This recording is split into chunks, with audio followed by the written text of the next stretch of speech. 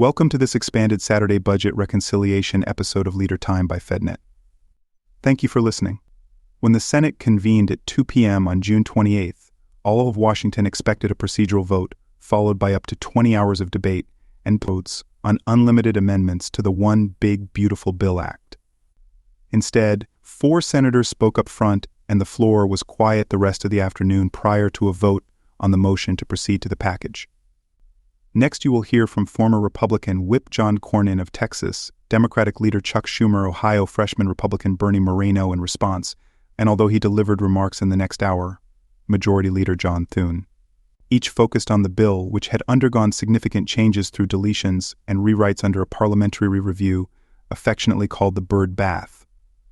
The following material is protected by copyright.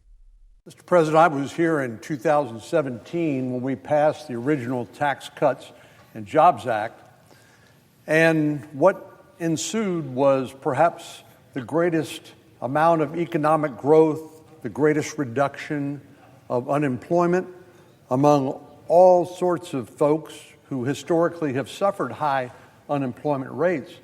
And in short, our economy was booming. Originally, we had some debates about whether or not this would have a static effect. In other words, when you start adding the numbers up, do you account for economic growth and the stimulative effect of the bill? As it turns out, the $1.5 trillion deficit in the original bill was met by economic growth because we brought back money that had been invested abroad because of high tax rates here, and a variety of other measures which made our economy boom again. So the one point that I want to make sure and make is this is more than just about the numbers on a page.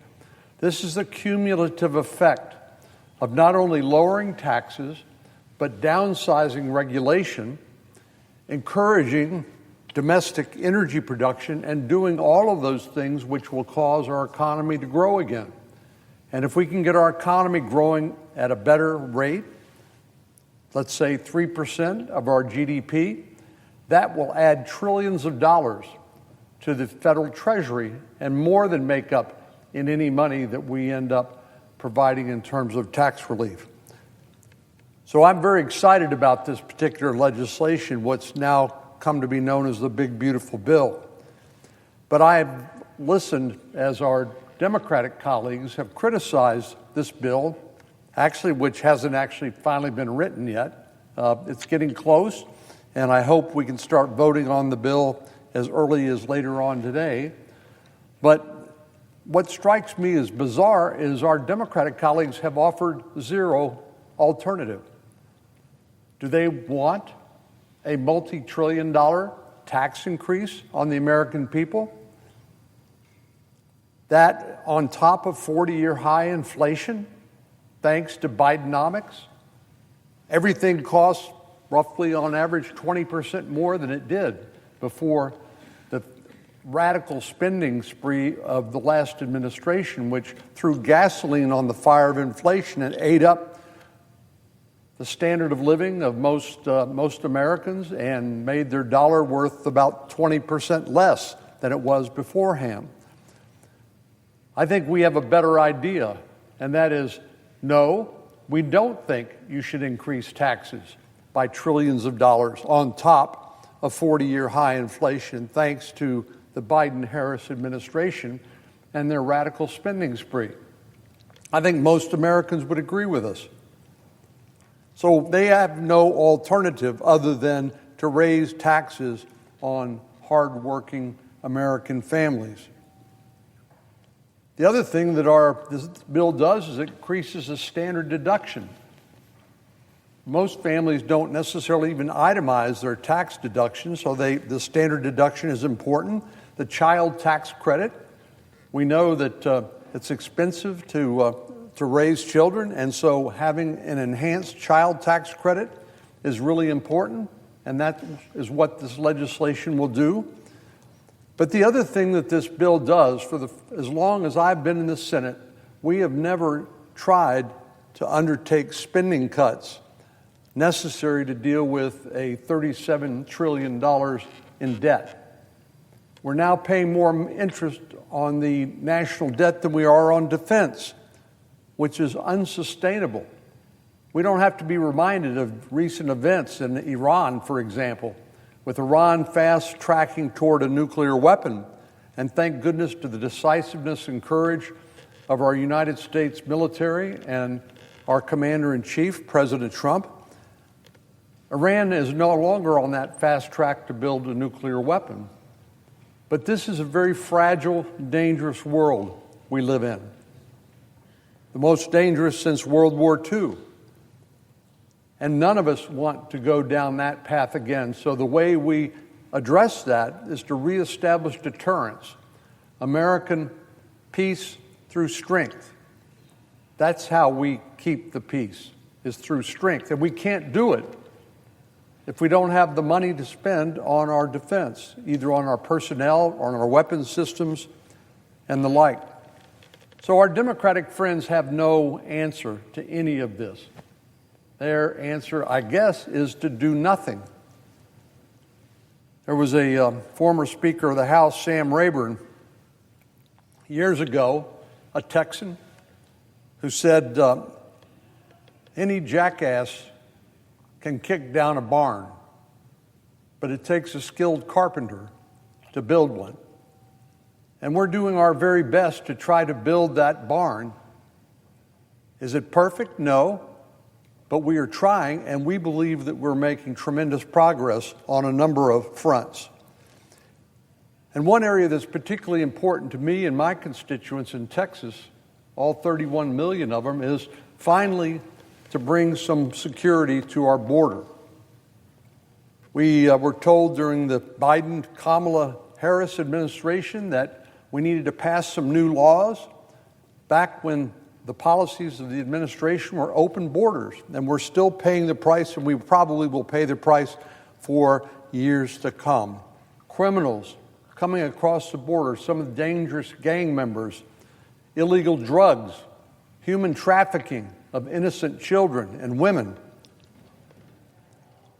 But when we elected President Trump on November the 5th, it didn't take him very long to bring those numbers, those tens of thousands of people streaming across the border on a monthly basis, to bring that to near zero. And it didn't take any new laws. It just took a president willing to enforce the law. But it costs money to provide for the detention facilities and the personnel necessary to secure the border and to safeguard our country. And that's one of the other things that's in this bill that's so important.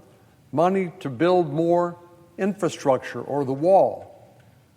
More money to hire Border Patrol and Immigration and Customs Enforcement agents. And more money for detention facilities so that there are real consequences associated with coming into our country illegally. And then, as I mentioned a moment ago, the money that's necessary to reestablish deterrence, to help our military. That is in this bill as well. And the answer of our Democratic colleagues is, no, we don't think we should do anything to secure the border, to defend the nation, or to prevent a multi-trillion-dollar tax increase, along with the devastating economic consequences of hard-working Texas and American families. The only thing our colleagues on the other side have to say is this is going to help rich people at the expense of regular folks. One of our colleagues described the bill as handouts for billionaires, arguing that our legislation would cause the American people to, quote, suffer so that Jeff Bezos can buy another yacht. So what's her alternative to our legislation? Crickets. Nothing. It's a cheap shot. Looking west to Nevada, one of our colleagues has said this is a, quote, tax scam that hurts the middle class while giving trillions to the ultra-wealthy. Now, I realize these are probably focus group tested phrases that move the dial in the absence of any other information. But the fact of the matter is, this is false. And you know, I guess I'm old-fashioned. I was raised to believe that you should tell the truth and you should not lie. But up here in Washington, D.C., in the Congress, on things like this, lying seems to be the coin of the realm. And unfortunately, it has an impact if people don't know the truth, which is why we have to point out the important aspects of this legislation and what we are trying to do. These statements by our Democratic colleagues cannot be further from the truth. And here's the worst part. They know it. They know it, but they persist. This bill is anything but a reverse Robin Hood scheme. But I'm not surprised, I guess, that they are misrepresenting this bill in an attempt to scare the American people and maybe try to energize their political base. I think Democrats are a little desperate these days, seeing what happened in the New York mayoral election with an anti-Semitic socialist winning that nomination in New York. This is what the modern Democratic Party has become, the party of AOC and the radicals. And they wonder why they lost the last election in November. Well, those sort of politics and policies were rejected by the American people in favor of a president who will enforce the law and who will keep America safe.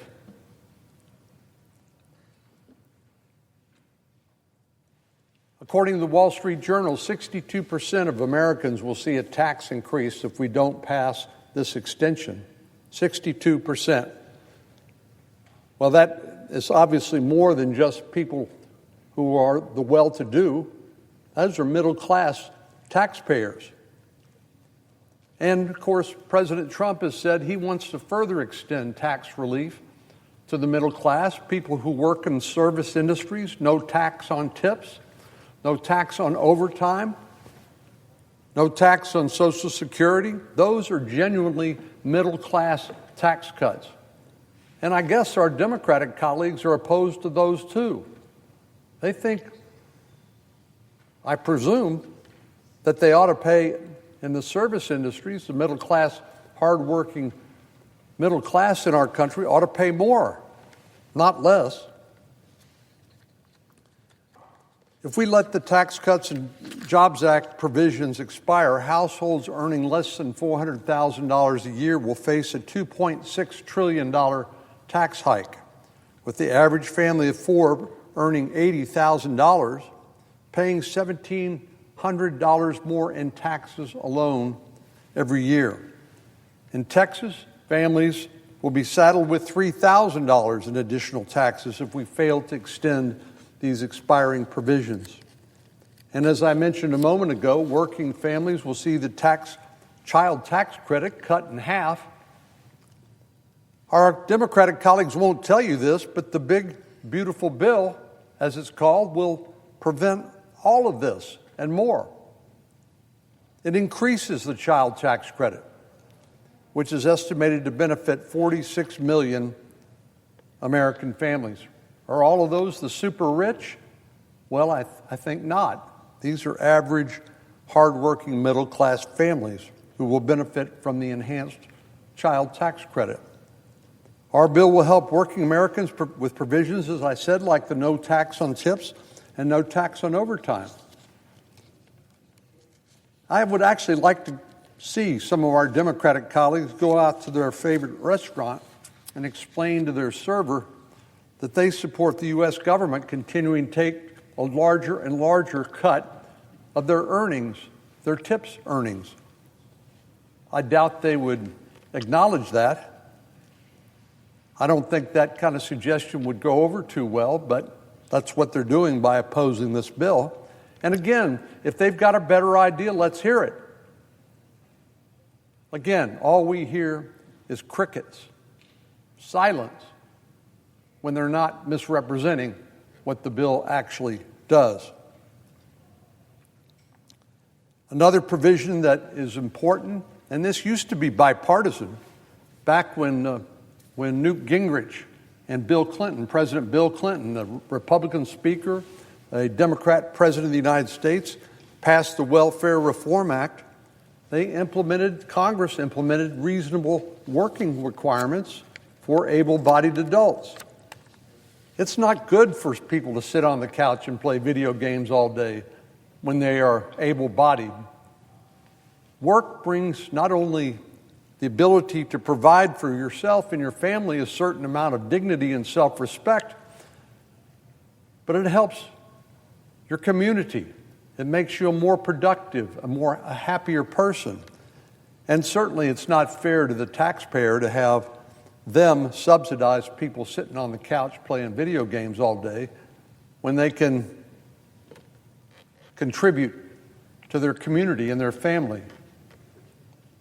One of our colleagues from Illinois said, Republicans are working to cut food and health care programs like SNAP and Medicaid. The so-called big, beautiful bill will hurt hardworking Americans to pay for tax cuts and billionaires, plain and simple. More propaganda, more disinformation, more untruths. The reforms to Medicaid, which is an important safety net, healthcare safety net, and SNAP, previously known as food stamps, included in the big, beautiful bill, will strengthen and safeguard our safety net for those who actually need it. In Medicaid, that money should not go to able-bodied adults. It should go to children, disabled, and pregnant women. That's the original target of Medicaid. That's where the safety net is important. But if you're giving that money and spending money on able-bodied adults, obviously that's going to detract from the money where the money should go to help those truly in need. And the same thing with food stamps or the SNAP program. Why in the world should taxpayers subsidize somebody who's capable of working and contributing to themselves and their family and their community by subsidizing them through food stamps? So a work requirement for able-bodied adults just makes sense. But I've been here in Washington, D.C. long enough to know that common sense isn't all that common up here. As I mentioned, the Welfare Reform Act of 1996, in a bipartisan fashion, implemented work requirements to temporary assistance to needy families, which was a welfare program, and it was remarkably successful in bringing those living in poverty into the labor force so they can earn a living, so they don't need to depend on Medicaid because maybe they have private health insurance through their employer. And it just makes sense on all of these means-tested programs, and by that it just means that have certain income requirements. If you fall below, you qualify. If you're above that earnings level, you don't qualify anymore. But why shouldn't we have those work requirements for all means-tested programs? Well, we should, and we will. Recent research from the Foundation for Government Accountability found that more than 62% of able-bodied adults who receive Medicaid don't work at all. 62% able-bodied adults sitting on a couch playing video games, I guess. I don't know what you do all day. Watch TV. If you're able-bodied and you're capable of working, but you're not working. With the national debt exceeding $36 trillion a year and more than half of Medicaid beneficiaries who are able to work but sitting home idle, requiring these folks to at least start looking for a job is a common sense step in the right direction. We need to make sure that our safety nets are there for people who need them, not for people who don't need them. We need them to be secure for the seniors who've fallen on hard times and those who've fallen on hard times, and we have to make sure others are not abusing the system while bankrupting the country. Another way the big, beautiful bill safeguards our safety net is by strengthening eligibility checks. It's well known that people who in certain income levels tend to fall in and out of eligibility for some of these means-tested programs.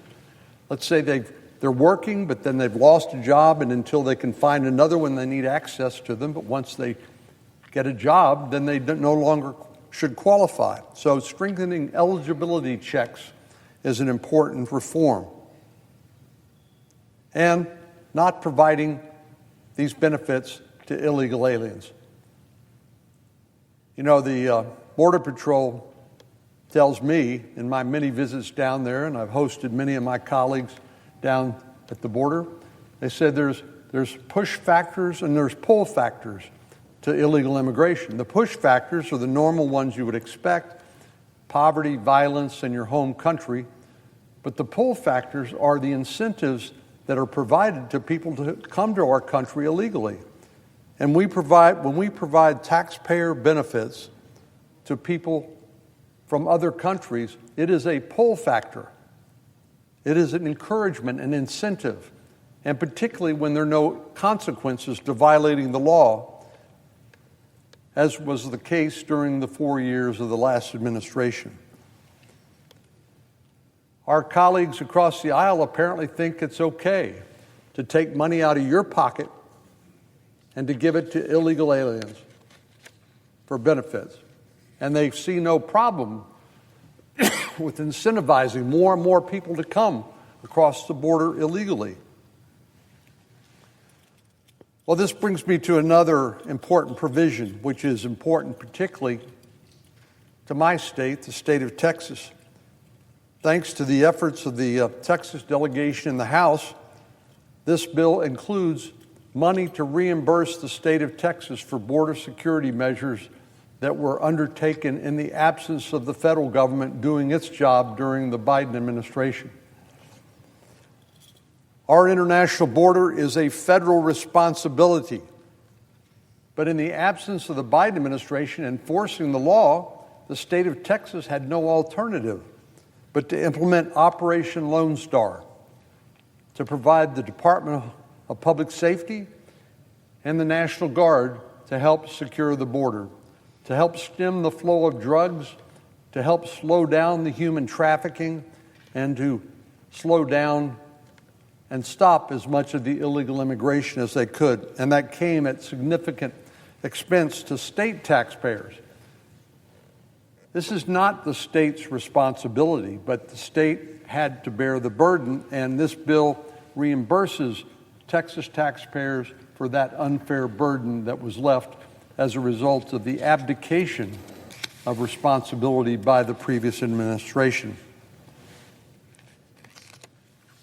Mr. President, these are just a few of the many important wins for the American people that are included in this big, beautiful bill. I wish we were in a different place where our Democratic colleagues would actually work with us and try to prevent a multi-trillion-dollar tax increase on 62% of American working families. But in the absence of their willingness to work with us, we have no choice but to get this done with just Republican votes. I encourage my fellow Republicans not to let the naysayers convince the American people that this is somehow bad for them, when the opposite is actually true. This is also, finally, an important part of President Trump delivering on the promises he made when he won a historic election last November the 5th. And it's our job to deliver on that electoral mandate by passing this agenda.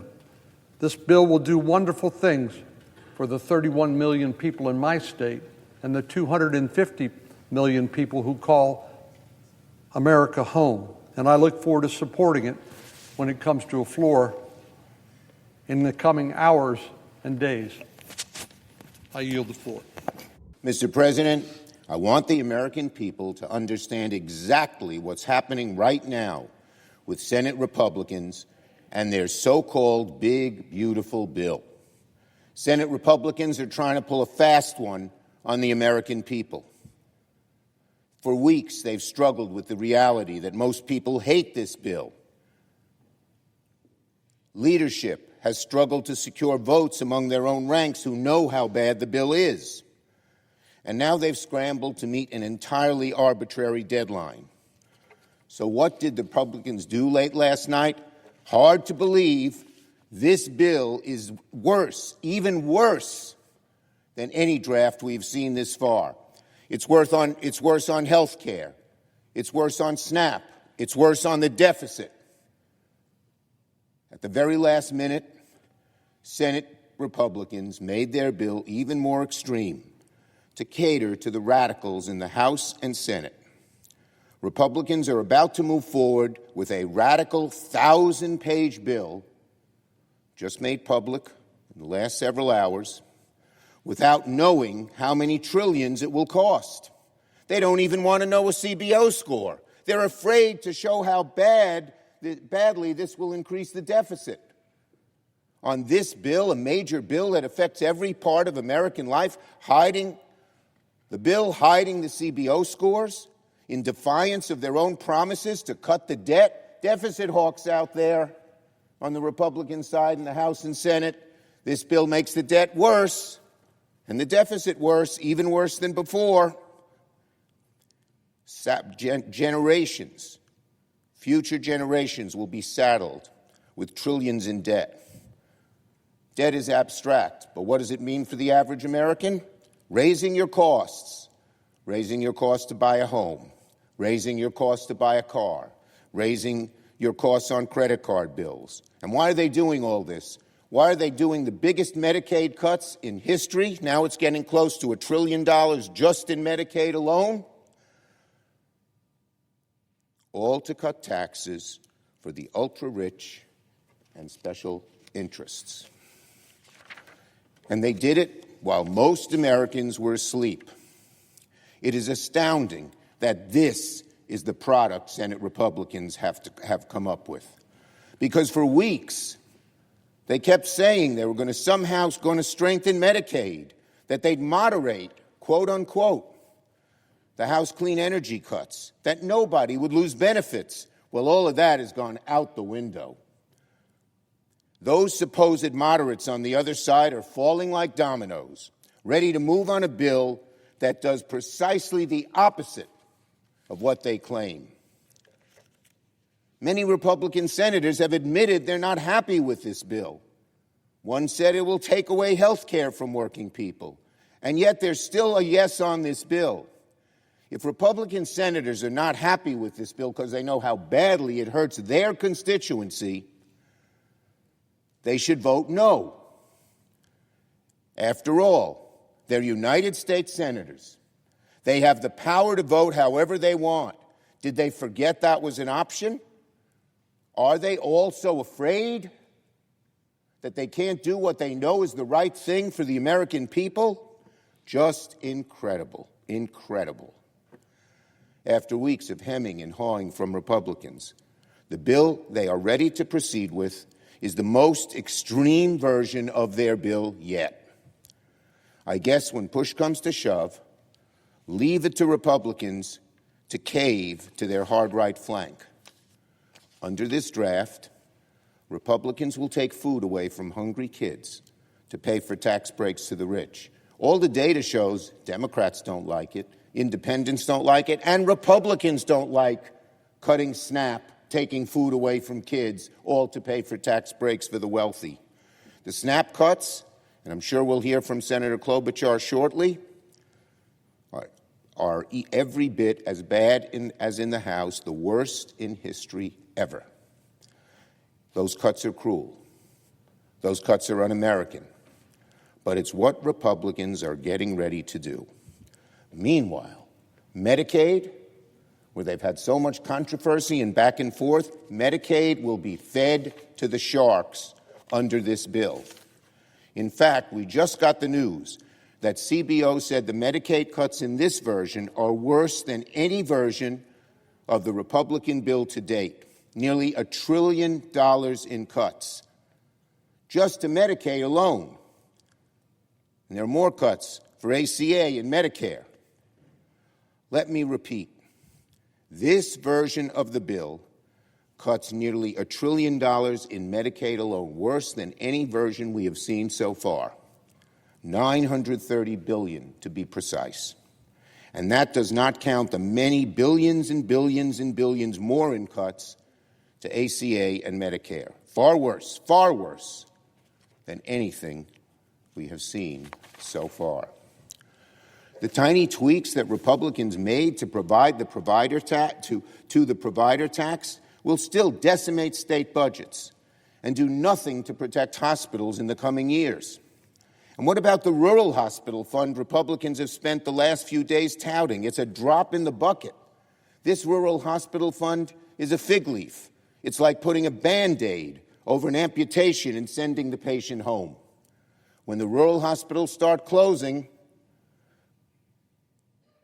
just remember, the residents of those hospitals, the people who work in those hospitals, it's because of these cuts and no other reason. Rural hospitals, many of them will close. This Band-Aid ain't enough to cover even a small percentage of them. And healthcare costs will go up healthcare costs will go up for everyone, even if you don't have Medicaid, even if you don't have ACA, even if you don't have Medicare. Your private insurance will go up dramatically every month. People hate paying those health insurance premiums. They're going to pay a lot more under this bill. And why are they doing all this? Why are they doing all this? We know why. Tax breaks for billionaires. Tax breaks for billionaires. And now, let's talk about another subject. The clean energy changes Republicans made last night. Frankly, I don't think even most Republicans realize just how radical these last-minute changes are. They are drafted to do one thing, to kill all wind and solar. All wind and solar. Solar, the cheapest way to produce new energy, the quickest way to produce new energy. We need more energy. AI is going to take up a lot of energy. If we don't have new sources of energy, all new sources, guess what? People's electricity bills will go up and up and up. When it comes to clean energy, the Republicans basically reverted and somehow exceeded the extreme policies that came out of the House. For days, they worked to modify those provisions, many Republicans, to make them less bad. Now they're made even worse. And these are policies, by the way, plenty of Senate Republicans said they were going to change under this new draft. Clean energy projects in wind and solar will now need to be placed in service, not begun, in less than 2 years from now in order to qualify for a tax break. And the provisions related to Chinese involvement, which of course we want to fight against China, but the best way to fight against China is have a robust solar industry. China's going to run the whole solar industry for the world. And if you think they're not going to make Americans pay more as Chinese customers pay less, forget it. But anyway, on the provisions related to China, they made them almost unmanageable. It's going to kill nearly every wind and solar project out there because the standard is laughably unrealistic. What does it mean?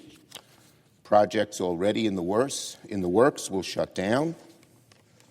It means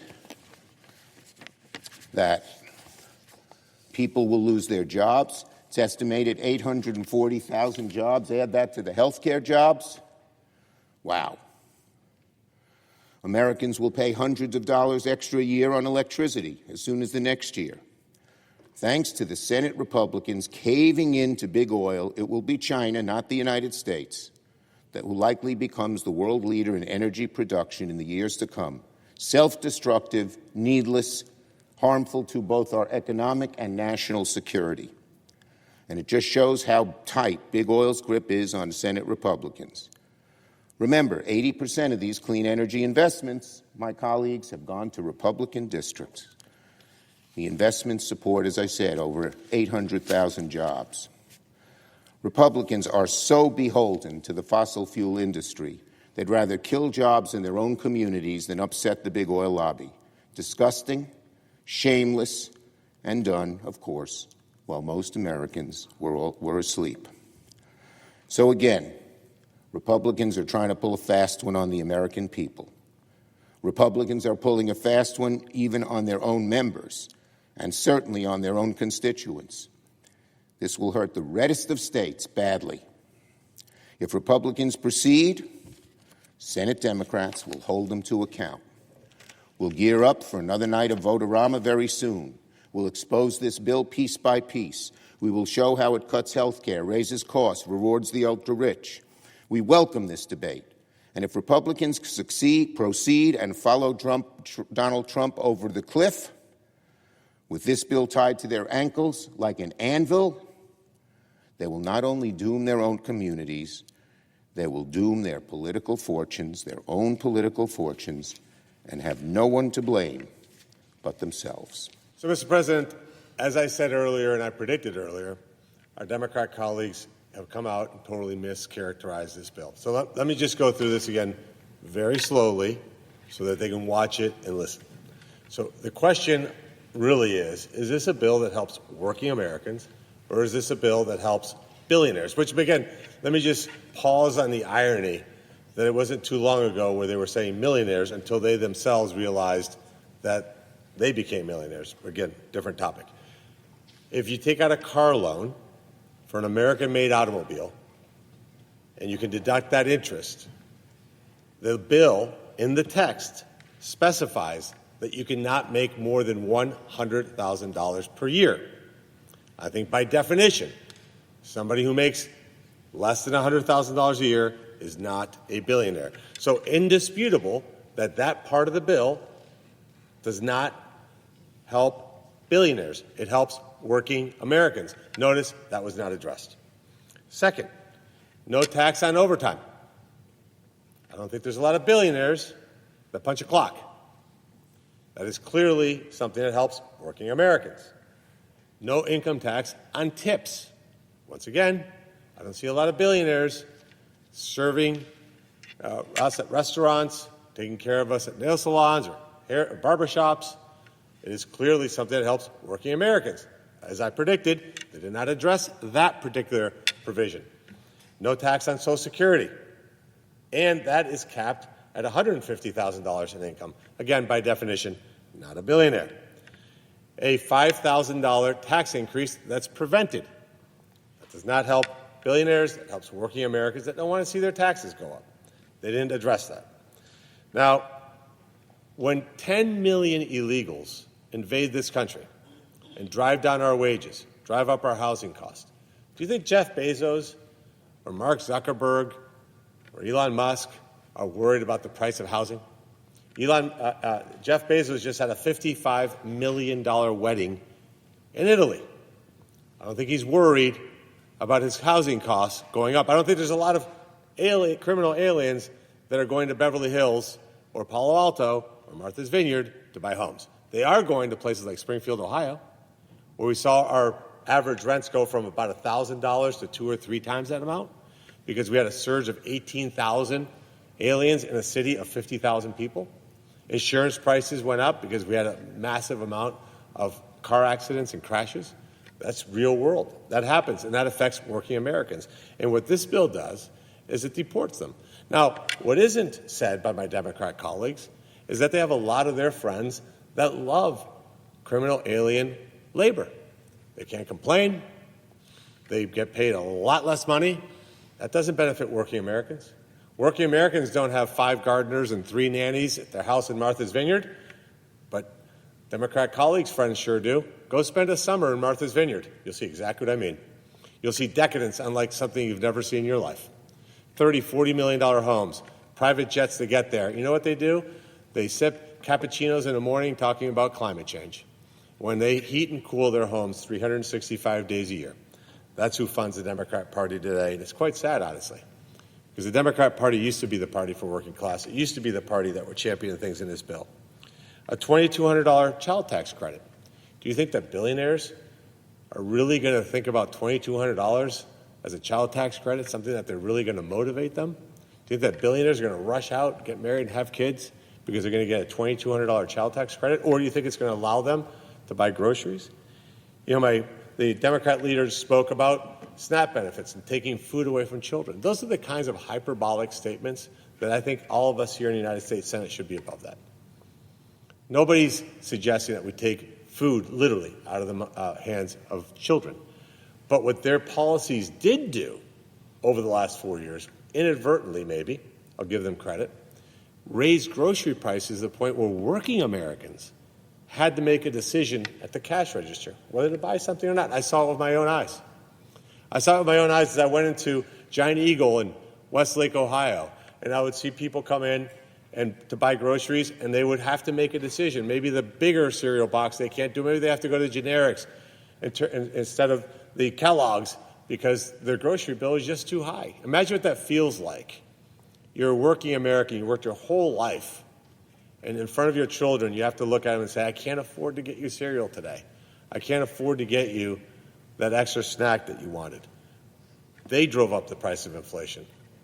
The one big beautiful bill will lower it. They didn't talk about that. They didn't talk about the $1,000 fund that goes for American citizens. Again, do you think billionaires care whether $1,000 goes into a fund that can be maybe $100,000 or $200,000 when those kids turn 25, 30 years old? I don't think that makes a difference to Jeff Bezos. I think his children will be just fine.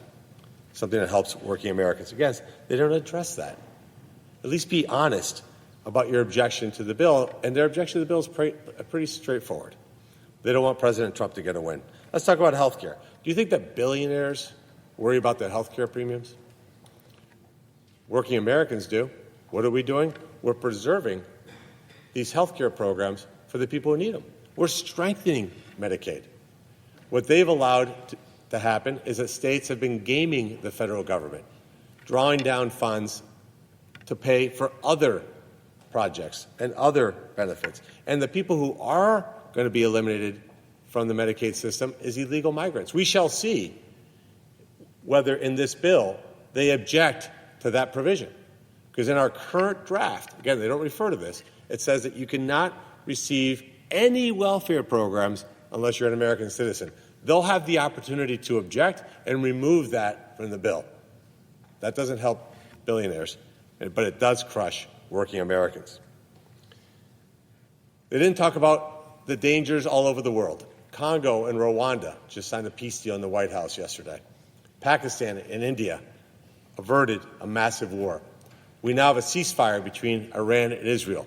In 6 months, President Trump has brought peace and prosperity around the world. But our military was depleted because they insisted on funding a proxy war with Russia. We're fixing that. They didn't talk about the investment in the Coast Guard.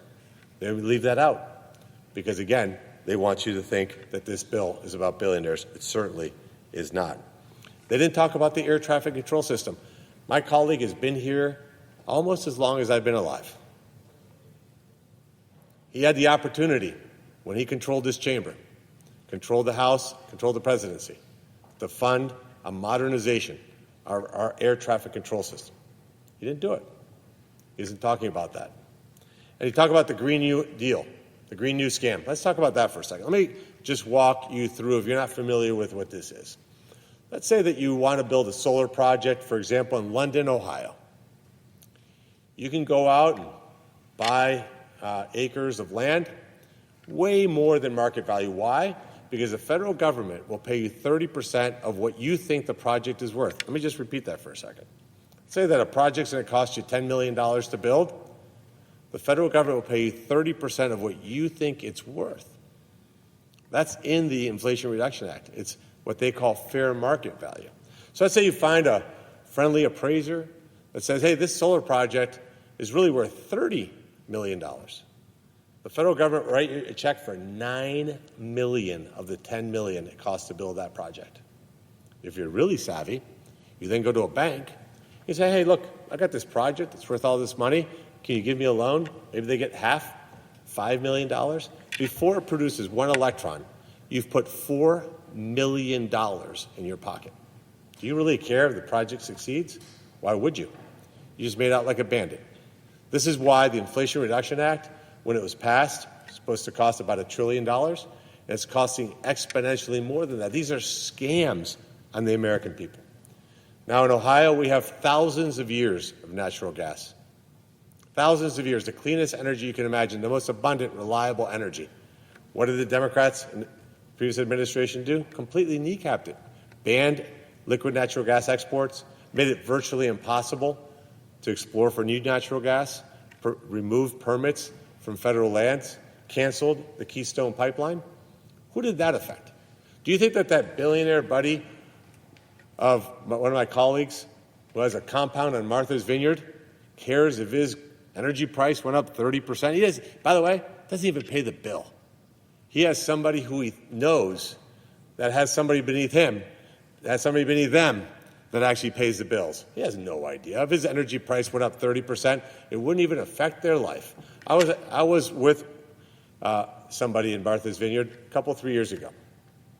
And they gave a quote that I'll never forget, and I want to put this into the record. It's a quote from one of my Democrat colleagues.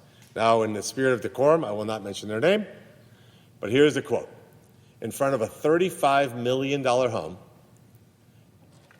that most of the guests flew there on private jets, that had several boats anchored with, by the way, gigantic outboard engines that used probably 30 gallons of gas every 5 minutes, said the following quote. Are you ready, Mr. President, for this quote?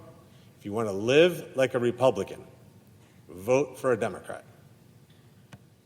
Think about how callous that is. They said the quiet part out loud. I'm proud, Mr. President, that you and I are part of a new Republican Party. I think you and I represent a new vision of the Republican Party, a party that's about helping working Americans actually live a better life. That's why I'm here. I know that's why you're here. And I know that's why you and I are so proud of this bill. And again, I'll close with this. And I know there's lots of noise out there right now all over this building. We have an opportunity to, for the first time in American history, say that in this chamber, in this Congress, with this president, we're going to make the lives of working Americans better the way I just outlined.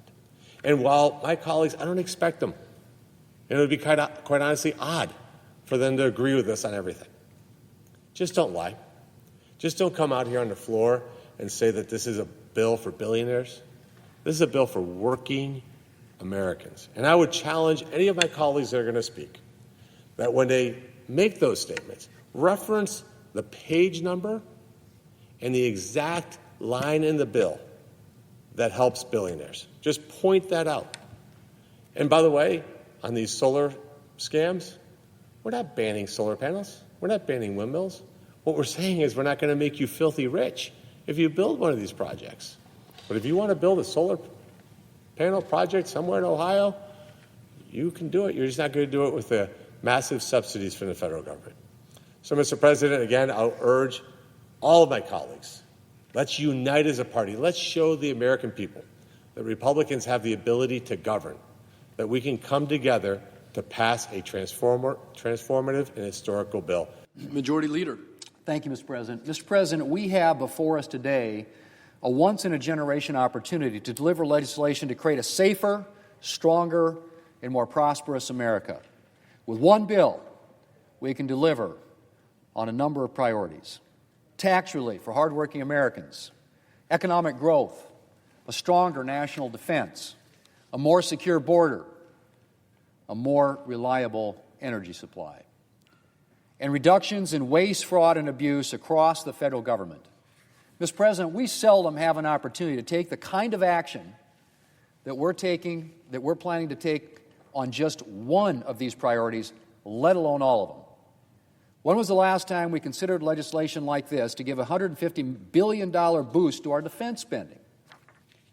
Any serious declines in our military readiness, I should say after serious declines in our military readiness, we are on the verge of notable investment in a number of critical military priorities: shipbuilding, missile defense, defense manufacturing capacity, critical munitions, drones and counter-drone technology, an expanded Air Force fighter fleet, nuclear modernization, U.S. infrastructure in the Pacific, and more. And while it's no substitute for robust yearly defense funding, our bill represents a real chance to start to turn our readiness deficiencies around. There is no time, Mr. President, in which we can afford to let our military readiness slide. But above all, at this time of increased global instability, it is especially vital that we ensure that our military has the resources it needs to deter our enemies and defend our country. So just by itself, the National Defense section of our reconciliation bill represents a historic opportunity. And that's just one section of the bill. We're also looking at historic investment in border security, $160 billion. Yeah, that's right, $160 billion to undo the damage done by the Biden border crisis and secure our border for the long term. More Border Patrol agents, more immigration and customs enforcement agents, funding to complete the border wall and implement critical border technology. Mr. President, it's all there. We have the opportunity to take the gains the Trump administration has made in securing our border and deporting criminals and make that progress permanent. Like the defense section, the border security provisions of this bill would be an impressive and historic piece of legislation all on their own. But again, they're just one section. We're also looking at the chance to increase our energy independence, making us safer and more prosperous. And we're looking at an exceedingly rare opportunity to root out waste, fraud, and abuse, including the first real entitlement reform in decades. Reform that will put these programs on a more sustainable path for today's recipients and for tomorrow's. Once again, impressive opportunities all on their own. But even more incredible when you consider that we're looking at the prospect of being able to do all of these things in one bill. And then, of course, Mr. President, there's the tax relief. Talk about a section of the bill that would be an achievement all on its own. We're looking at the opportunity to make the 2017 tax relief permanent. That means permanently extending the lower tax rates, permanently extending the increased standard deduction, and not only permanently extending the enhanced child tax credit, but enhancing it even further to $2,200 per child and linking it to inflation so its value will never go down. But not just that. There's more. We're eliminating taxes on tips for millions of tipped workers. We're eliminating taxes on overtime for millions of hourly workers. We're putting in place an auto loan interest deductible when you buy a new car manufactured here in the United States. And we're increasing the standard deduction for millions of low and middle income seniors, making their retirement a little easier and more prosperous. We're also implementing a program to create savings accounts for newborns with an initial deposit of $1,000 to help parents save and invest for their children's future needs. And Mr. President, that's still not all. We're also looking at the chance to grow our economy by making the rest of the Tax Cuts and Jobs Act business tax relief permanent. That means lower effective rates for small and medium-sized businesses. The job-creating 199A small business deduction, and full expensing for new equipment and for domestic research and development. And we're adding to the 2017 tax relief with new pro-growth provisions, like a provision to boost domestic manufacturing by implementing full expensing for new factories and factory improvements. Thanks to the pro-growth provisions in our legislation, we can expect to see GDP as much as 4.9% higher as a result of our bill. And that, of course, Mr. President, means more jobs and opportunities and better wages for hardworking Americans. Mr. President, Republicans made some promises to the American people last November. We promised to grow our economy, to extend the 2017 tax relief and prevent a $4 trillion tax hike on the American people, to secure our border and enhance the safety of our communities, to unleash American energy. We made those promises, and the American people elected us to office. Now they expect us to deliver. The opportunity is before us to deliver on our promises and make America safer, stronger, and more prosperous. 53 members will never agree on every detail of legislation. Let's face it. But Republicans are united in our commitment to what we're doing in this bill, securing our border, strengthening our national defense, growing our economy, unleashing American energy, cutting waste, fraud, and abuse, and preventing tax hikes on hardworking Americans. Mr. President, it's time to get this legislation across the finish line. Mr. President, I yield the floor, and I suggest the oops, sorry. I always need that. Mr. President, I understand that there's a bill at the desk that is due for a second reading. The clerk will read the title of the bill for a second time. H.R. 1, an act to provide for reconciliation pursuant to Title II of H.Con. Res. 14. Mr. President, in order to place the bill on the calendar under the provisions of Rule 14, I would object to further proceeding. Objection having been heard, the bill will be placed on the calendar. Watch action on the reconciliation package through to final passage whenever that occurs on our YouTube channel at FedNet TV. And remember that, by changing the underlying bill, the Senate sends the legislation back to the House for further consideration next week. This program is copyrighted by Federal Network, Incorporated, and provided only for informational and educational purposes. Unauthorized reproduction, distribution, or use of this episode without expressed written permission from FedNet is prohibited. Thanks for listening to this FedNet podcast.